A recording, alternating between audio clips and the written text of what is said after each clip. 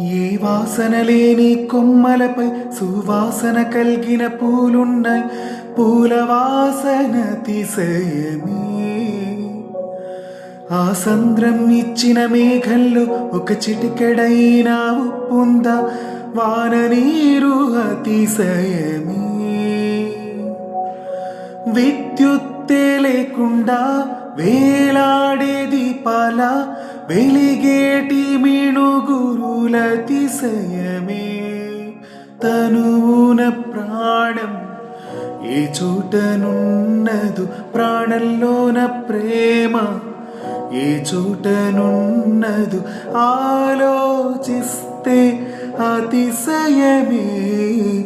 ఆగిరులు ఈ తరులు ఈ చరులు లేనప్పుడు ముందున్న ప్రేమిక అతిశయం.